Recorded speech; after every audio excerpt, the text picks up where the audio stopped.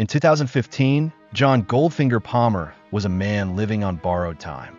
At 64 years old, he was recovering from heart surgery, holed up in a gated estate in South Weald, Essex, a quiet property nestled among tall hedgerows and long driveways, where CCTV cameras blinked and the buzz of silence felt suspiciously curated. From the outside, he looked like a retiree in decline. But on the inside, within the rooms, vaults, and encrypted hard drives of that house, Palmer was still a vault of secrets. And someone, somewhere, wanted those secrets buried with him. By then, Palmer was no ordinary fraudster. He was a shadow figure in British criminal history, an underworld tycoon whose story stretched back decades and bled into some of the UK's most infamous crimes. The tabloids called him Goldfinger, a nod to the 1983 Brinksmat robbery, a £26 million gold bullion heist that would ripple through the criminal economy of Britain for decades. Palmer wasn't one of the men who broke into the Heathrow warehouse that day, but he played a different, dirtier role. He helped melt the gold, disguise it, disperse it, launder it, and for that, he walked away unscathed. A jury in 1987 believed Palmer didn't know the gold was stolen. That thin defense saved him. But within the criminal world, no one was fooled. Everyone knew John Palmer had money in the walls and blood on his hands. The Brinksmat case made his name, but it was the timeshare fraud that made his fortune. Throughout the 1990s and early 2000s, Palmer orchestrated one of Europe's largest ever cons, swindling an estimated 16,000 people out of nearly £300 million through fake timeshare schemes in Tenerife. He sold non-existent holiday packages, invented bogus resorts, and used pressure tactics to force victims, often elderly, often trusting, in a handing over their life savings. Behind it all stood Palmer, not just as a con man, but as a CEO of corruption. He employed call center rings, front companies, aggressive closers, and lawyers on retainer. His operation was so intricate that investigators said it mimicked a corporate structure, except at the top there were no shareholders, just Palmer. And yet, remarkably, he spent only 4 years in prison for it. 4, because Palmer had perfected the art of survival. He bribed, he intimidated, he outlasted. When authorities moved in, he was already 5 steps ahead. Money scattered in offshore accounts, evidence buried beneath layers of bureaucracy or burned long before it reached a courtroom. But crime leaves a trail, even when you bury it deep. By 2015, Palmer wasn't just a relic of the past. He was a threat to the present. Spanish prosecutors were preparing to put him on trial for further fraud and firearm offenses. He was allegedly cooperating, possibly talking, perhaps leveraging what he knew to broker a deal. That's what made him dangerous, because John Palmer didn't just know about his crimes. He knew about everyone else's. Drug routes, gold laundering syndicates, fencing operations, who really pulled the strings behind certain killings, who took what cut from which job, and who disappeared when they became inconvenient. His Rolodex was the kind that didn't just contain names, it carried leverage. Palmer's network stretched across the UK, Ireland, Eastern Europe, and Spain. Ex-gangsters, dirty accountants, enforcers. He was both feared and resented. He had enemies on all sides. Some he had double-crossed, others he protected, until they no longer serve a purpose. Still, he walked around his garden like a man untouchable. Neighbors described him as quiet, polite even. The old man who trimmed hedges and waved occasionally from his drive. But beneath that shell was a man who had survived assassination attempts before. A man with multiple passports. A man who wore a bulletproof vest long after the headlines forgot his name. In those final months of 2015, Palmer knew he was being watched. British and Spanish intelligence were monitoring him. Court dates were looming. The fraud empire was cracking. He was still rich, but no longer invincible. And if there was one thing the criminal world hated more than a kingpin, it was a kingpin about to flip. And so, someone made a decision. Not with a courtroom, not with an indictment, but with a silencer and 6 bullets. Palmer's death wasn't just a murder. It was a message, a cleanup job, a final edit. The erasure of a man who had lived too long and known too much. And it wouldn't be long before investigators realized something terrifying. John Palmer wasn't just a victim. He was the last living witness to an empire of crime that didn't want to be remembered. The air in South Weald, Essex, was unusually still. It was the kind of warm, overcast afternoon that left little to remember. The hedges barely rustled. Lawnmowers buzzed faintly in the distance. Nothing about that day suggested that Britain's most elusive conman would be dead before sundown. John Palmer had been taking it easy. He was recovering from recent heart surgery, moving slower, speaking less, but not entirely idle. According to neighbors, he'd taken to walking the garden with a cigarette and long silences. That morning, he was seen by a local tradesman near the edge of his property, standing over a small metal incinerator, burning papers. Smoke curling into the trees. No urgency, no panic, just a man torching his own past, one file at a time. To an outsider, it may have looked like a mundane ritual, but in Palmer's world, every scrap of paper could be dangerous. Evidence, ledgers, contact lists. A fire pit was his version of a delete key. What Palmer didn't know, what he couldn't have known, is that he was being watched. Later reports revealed a small, deliberate hole cut in the fence bordering his garden. Just large enough for a pair of eyes, just narrow enough to avoid detection. Investigators believe the shooter used it as a vantage point, watching Palmer's movements with patience, tracking his routine, waiting. That afternoon, Palmer moved into a spot behind the house where CCTV cameras didn't reach. A blind zone, small but fatal. It's there police believe that the shooter slipped in. Quiet, professional, no broken branches, no heavy footsteps. He didn't come through the front. He didn't ring a bell. He came through shadow, timing his entry with Palmer's habit. A man burning things alone doesn't expect company. Then 6 shots. No warning. No words. Each round fired from a small caliber weapon, likely a .32. Experts suspect the gun was fitted with a silencer. There was no bang, no screaming. Neighbors, just meters away, reported hearing nothing at all. Not a shout, not a thud, just more of the same afternoon quiet. Palmer collapsed near the garden incinerator. The papers still smoldered. His body lay there for hours, mistaken for a man resting or perhaps passed out from heat. The killer disappeared as quietly as he came, leaving behind no footprints, no weapon, no shell casings. It wasn't until that evening that someone found him, motionless, pale, eyes half closed under a fading sky. Emergency services were called, and what came next was a blunder that would define the case. Paramedics noted his surgical history. He'd recently undergone heart surgery. There were no visible wounds, no pools of blood, no sign of violence. They ruled it a natural death, a suspected heart attack. No forensic unit was dispatched, no scene secured. The garden remained open. Evidence, if there had been any, was walked over, trampled, ignored. And Palmer's body was removed without the full dignity of suspicion. It would take 6 days and a post-mortem examination for the truth to surface. The coroner's team discovered what paramedics hadn't: 6 bullet wounds in his chest. Entry holes, small and clinical. No exit wounds. The bullets had burrowed deep and stayed. A silencer had done the rest. John Palmer hadn't died of heart failure. He had been executed. The news sent a jolt through law enforcement circles and media outlets alike.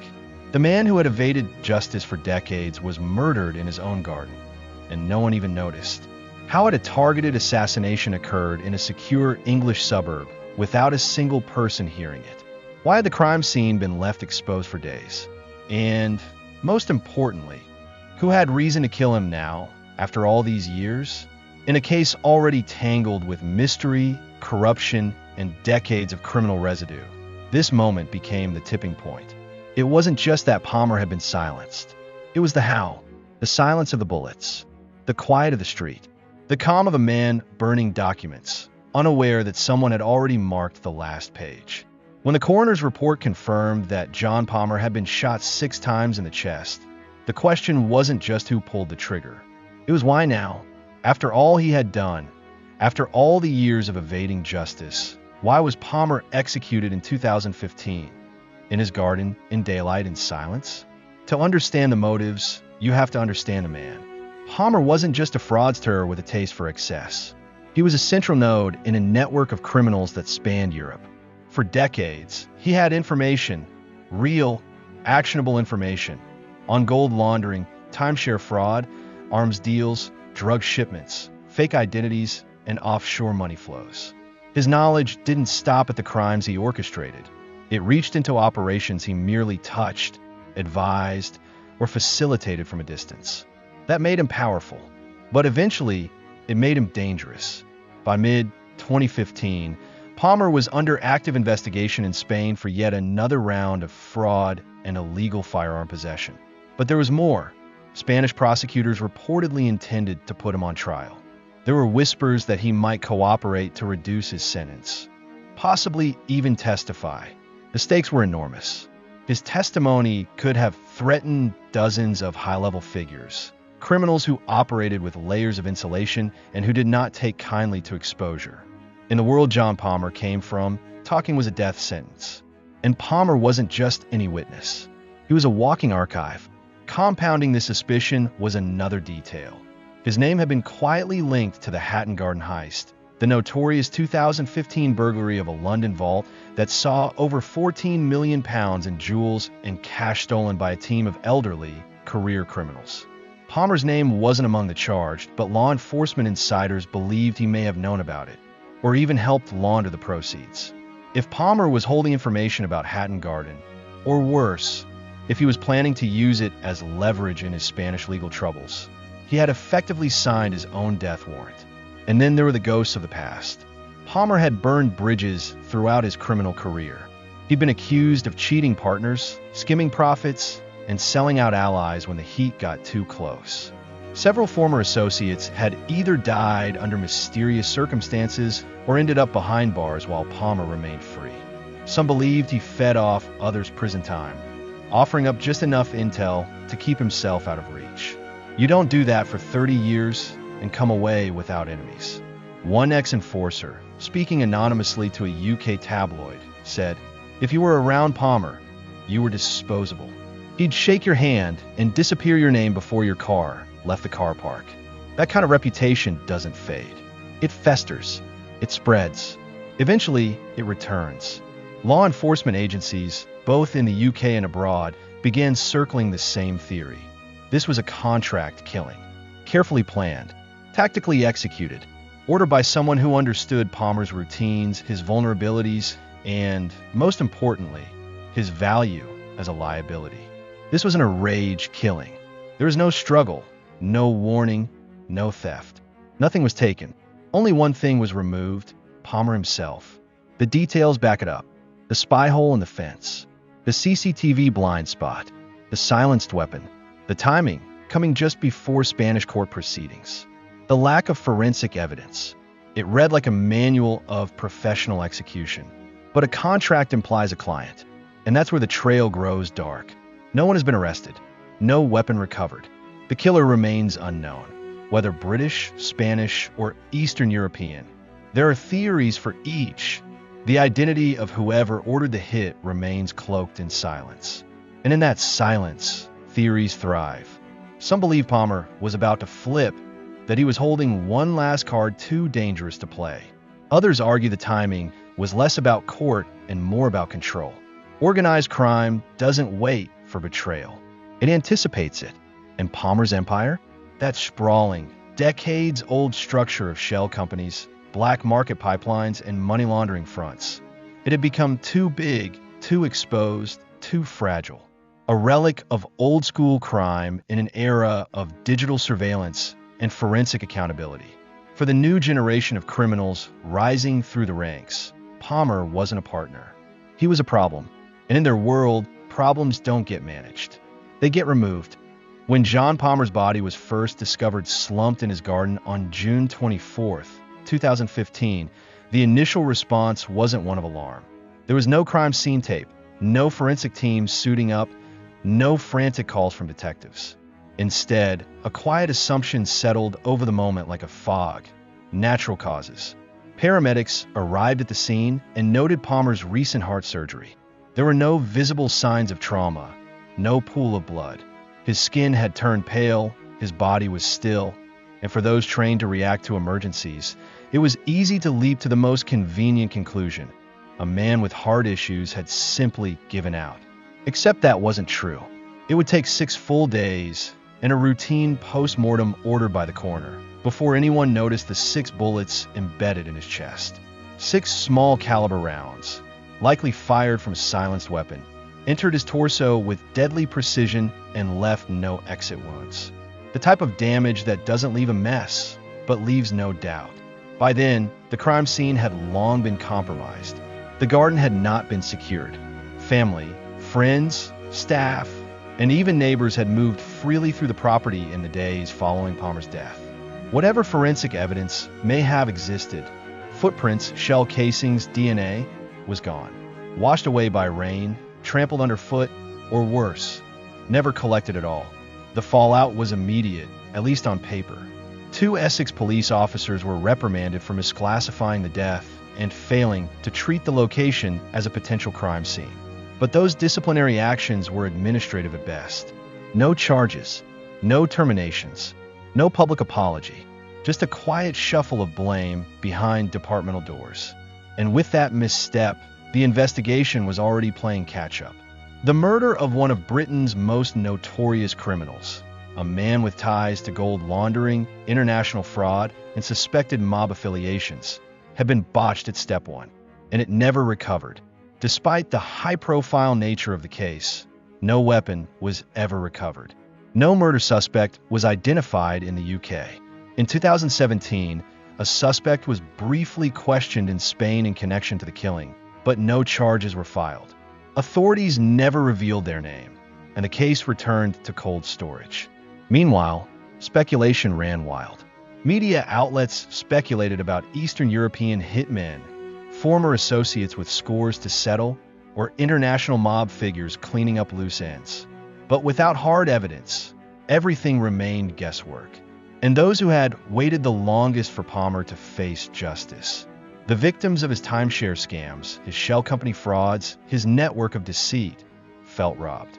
Again, many had spent decades seeking restitution, waiting for courts to convict him, for law enforcement to finally pin something real on a man who had slipped through loopholes for years.